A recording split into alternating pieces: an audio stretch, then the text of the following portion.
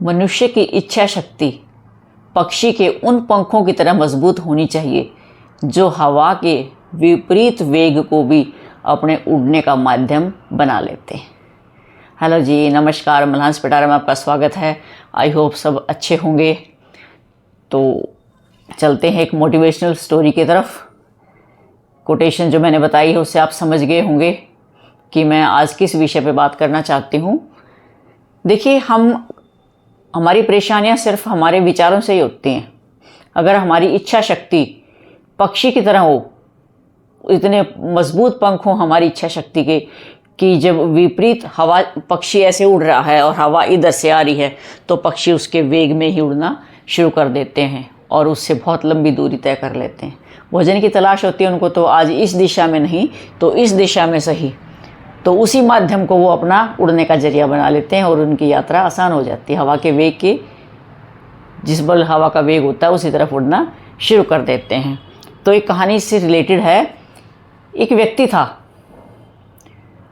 छोटी छोटी बातों पे बहुत जल्दी परेशान हो जाता था। शादी होगी, गृहस्थी हो गया, जैसे तैसे करके अपना गुजारा करते रहे। कुछ समय के बाद एक बच्चा भी हो गया। तो जैसे ही बच्चा हुआ तो उसको उस बच्चे के भविष्य की चिंता सताने लगी। उसका पालन पोषण करना है, उसको एक अच्छा इंसान बनाना है, कल गुजारा कैसे होगा, मजदूरी करके पेट पालता था।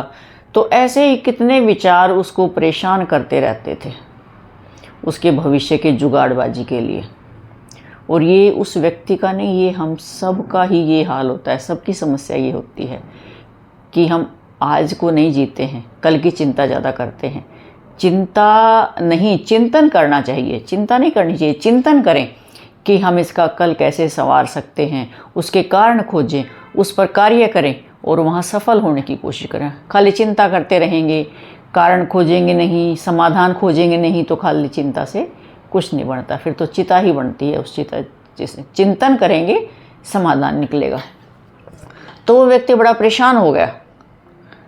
दिन प्रतिदिन उसकी चिंताएं बढ़ती गई। उसने सोचा कि एक दिन उसके गांव में कुछ साधु आए ऐसे ही भिक्षा मांगने के लिए। तो उसके मन में विचार आया कि ये साधु तो बहुत खुश हैं, इनको तो कोई चिंता ही नहीं है, ना परिवार का पालन पोषण करना है, ना बच्चों की देखरेख करनी है, ना उनके भविष्य की चिंता है, तो क्यों ना मैं साधु बन जाऊँ।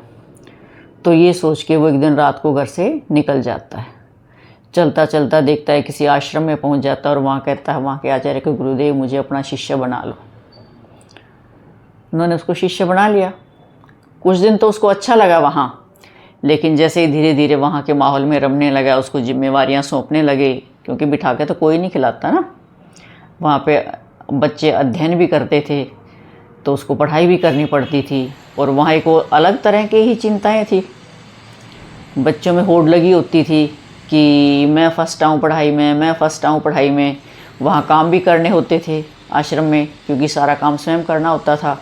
कपड़े भी धोने हैं, बर्तन भी मांजने हैं, खाना बनाने में भी सहयोग करना है, और सबसे बड़ी बात भिक्षा भी मांग के लानी है।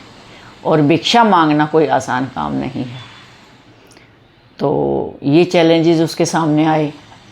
तो धीरे धीरे वो जो है फिर परेशान होने लगा कि मुसीबतें तो मेरा यहाँ भी पीछा नहीं छोड़ रही हैं, ये काम मैं नहीं कर सकता, मैं भिक्षा नहीं मांग सकता, मैं पढ़ भी नहीं सकता हूँ। तो नई नई चिंताएं, उसके मन के विचार, उसकी सोच कि वो किसी चीज़ से भी संतुष्ट नहीं है। तो फिर उसने सोचा एक दिन कि जब मुझे यहाँ भी चिंताएं हैं और मैं परेशान हूँ और यहाँ भी सब लोग ऐसे ही चिंताग्रस्त हैं, साधु होके भी, तो क्यों ना मैं अपने घर वापस अपनी गृहस्थी में लौट जाऊँ। मैंने अपनी पत्नी और बच्चे को छोड़ा हुआ है। तो एक रात को वहाँ से भागने का विचार करता है। तो गुरुजी ने उसको देख लिया भागते हुए, उसको पकड़ लिया कि कहाँ जा रहे हो। तो उसने बताया कि मैं तो ऐसे ऐसे यहाँ आया था, मैं परेशान था, चिंताएं थी, लेकिन यहाँ आके देखा चिंताएं तो यहाँ भी वैसे ही बनी हुई हैं, तो क्यों ना मैं अपने घर वापस चला जाऊँ। तो गुरुजी बोले कि कोई बात नहीं, तू चले जाना वापस अपने घर, लेकिन मेरी एक शर्त है कि तुम निकलो, एक ऐसा व्यक्ति खोज के लाओ जिसे किसी तरह की भी कोई चिंता ना हो, और उसके बाद तुम चले जाना अपने घर, मैं तुम्हें रोकूंगा नहीं। तो वो लड़का जो है निकल पड़ता है एक ऐसे व्यक्ति की खोज में कि जिसे कोई चिंता नहीं है। जैसे ही वो चलता है जाता है तो उसको एक बैठ जाता है थक के एक कुएँ की मेड़ पे। एक बच्चा आता है, छोटा सा बच्चा दौड़ा दौड़ा कि मुझे तो जो है बहुत भूख लगी है, अगर आपके पास कुछ खाने को है तो मुझे दे दो। उसने उस बच्चे को रोटी दे दी और वो बच्चा बड़ा खुश हो गया। तो उस व्यक्ति ने सोचा कि ये बच्चा तो मस्त है, इसको किसी चीज़ की कोई चिंता नहीं है, छोटे बच्चे से। तो उस व्यक्ति ने छोटे बच्चे से पूछा कि तुम खुश हो, अब तेरा पेट भर गया, अब खुश है?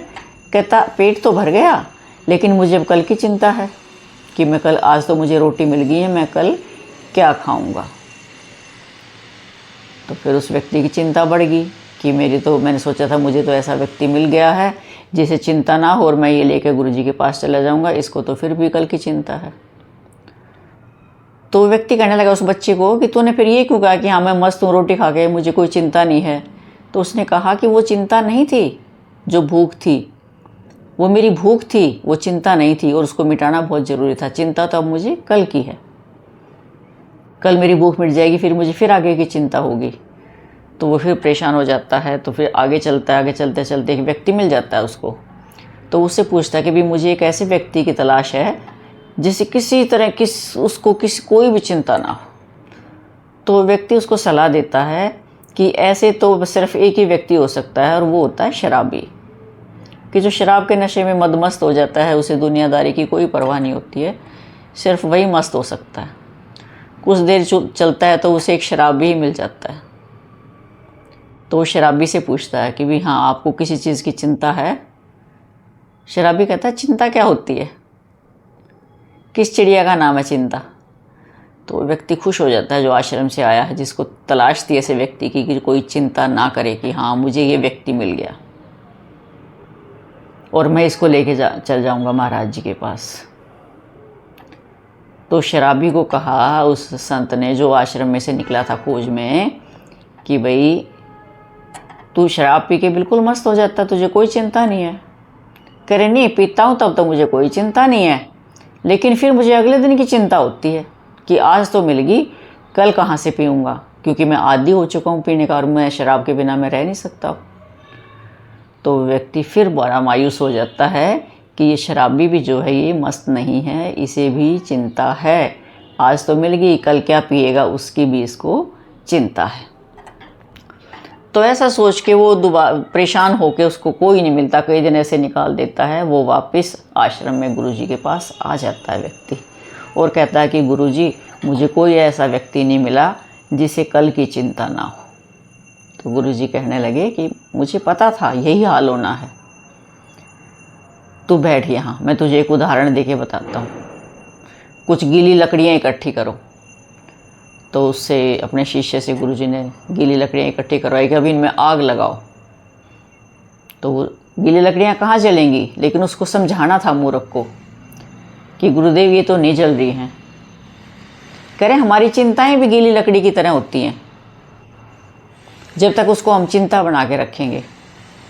ये कब जलेंगी, इनको हमें सुखाना पड़ेगा गीली लकड़ियों को, तब ये जलेंगी, और उसके लिए हमें धैर्य, सब्र, समय सब कुछ देना पड़ेगा, तब सूखेंगी वो, एकदम से नहीं सूखती हैं। यही हाल हमारी समस्याओं का है।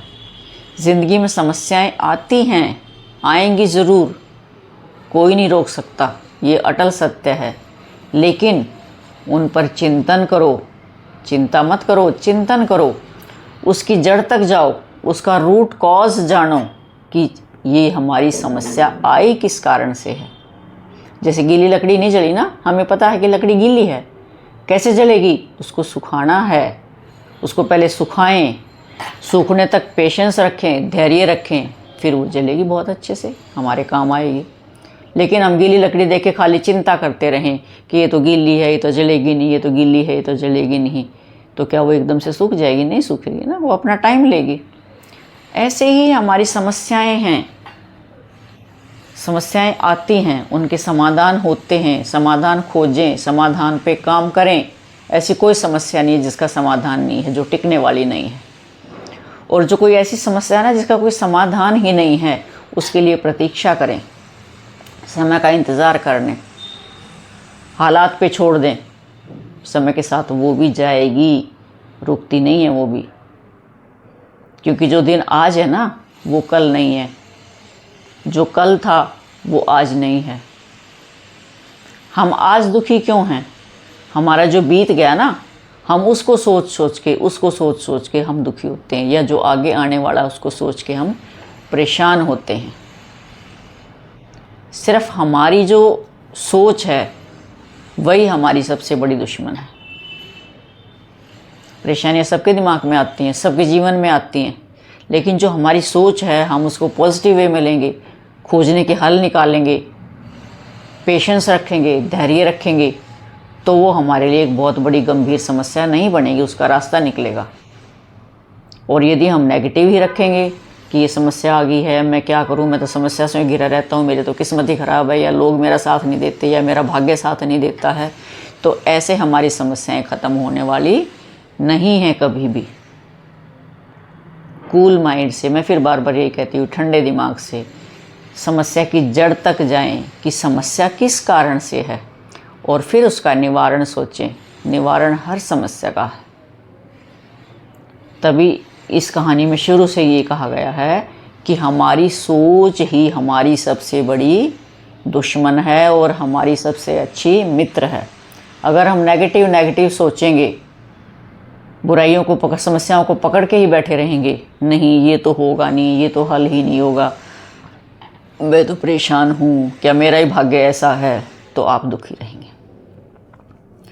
और आप उस समस्या को चुनौती लें, कोई बात नहीं, समस्या आई है, उसका समाधान होगा, कोशिश करें, उसके समाधान खोजें, आपसे नहीं होता किसी की मदद लें, रास्ते निकालें, और धैर्य ना खोएं। धैर्य के साथ उस समस्या के समाधान की तरफ बढ़ें। समस्या टिकती नहीं है, जाएंगी ज़रूर, फिर आप बहुत अच्छा फील करेंगे। ये सिर्फ आपका माइंडसेट, सारा सुख और दुख हमारे माइंडसेट से जुड़ा हुआ है, पॉजिटिव और नेगेटिव। पॉजिटिव सोचेंगे बहुत अच्छा होगा, नेगेटिव सोचेंगे फिर वही बुरा होगा। और ये सब किसी और के करने से नहीं होगा। मेरे पास काफ़ी कमेंट्स आते हैं, हम परेशान रहते हैं, हम जो है बहुत जल्दी कमज़ोर हो जाते हैं। भाई ये आपकी सोच को बदलें, माइंडसेट को बहुत मजबूत बनाएं, स्ट्रॉन्ग बनाएं, बुज़दिल ना बने, हिम्मत और हौसला रखें,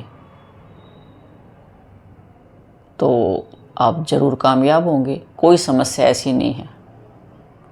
आप अच्छे हष्ट पुष्ट हैं, अच्छा शरीर दिया परमात्मा ने, अच्छी बुद्धि दी है सोचने के लिए, तो बहुत हिम्मत और हौसले से उन समस्याओं को धराशायी करें। देखना ज़िंदगी कितनी बढ़िया स्मूथ हो जाती है। सिर्फ सोच का फ़र्क है, सोच को बदलें, पॉजिटिव सोच रखें और आगे बढ़ें। आई होप आपको स्टोरी अच्छी लगी होगी, और अच्छी लगे तो भाई लाइक कर दें, कमेंट कर दें, शेयर भी कर लिया करें, अपने नियर डियर्स को शेयर कर लें ताकि उनको भी फ़ायदा मिल सके। और जिन्होंने चैनल सब्सक्राइब नहीं किया है वो प्लीज़ चैनल भी सब्सक्राइब कर लें। जो पहली बार वीडियो देख रहे हैं मेरी, तो सबको लाभ मिलेगा। बाकी जिन्होंने चैनल सब्सक्राइब किया हुआ है उनका बहुत बहुत थैंक्स कोऑपरेशन के लिए। ऐसे ही बने रहें हमारे साथ नई मोटिवेशनल टॉक्स के फ़ायदा उठाने के लिए। मिलते हैं नेक्स्ट मोटिवेशनल वीडियो में, तब तक के लिए बाय बाय।